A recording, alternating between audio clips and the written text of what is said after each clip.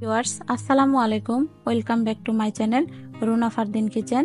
আজ আমি তৈরি করে দেখাবো খুবই মজাদার একটি জুস আইটেম, ম্যাঙ্গো জুস।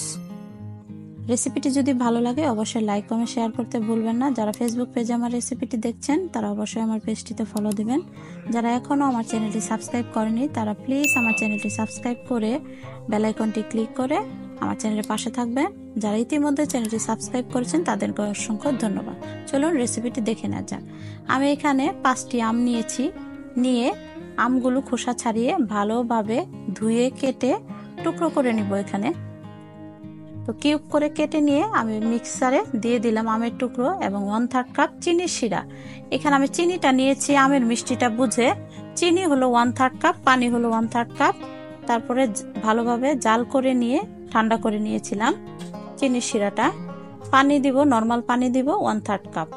এই পর্যায়ে কেউ চাইলে এখানে আইস কিউব দিতে পারেন। তো আমি আইস কিউবটা দিব সার্ভিং গ্লাসে। তো এখন আমি ব্লেন্ড করে ফিরে আসছি। আমি এখন সার্ভিং গ্লাসে আইস কিউব দিব, তারপরে জুসটা ঢেলে নিব।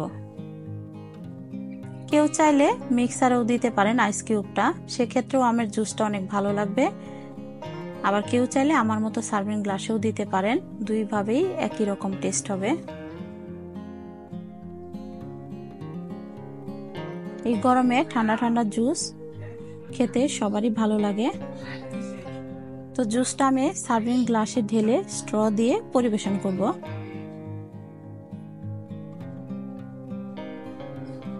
তো তৈরি হয়ে গেল আমার খুবই মজাদার ম্যাঙ্গো জুস। আমার রেসিপিটি যদি ভালো লাগে অবশ্যই লাইক কমেন্ট শেয়ার করতে ভুলবেন না। আর ভিডিওটি দেখার জন্য সকলকে ধন্যবাদ।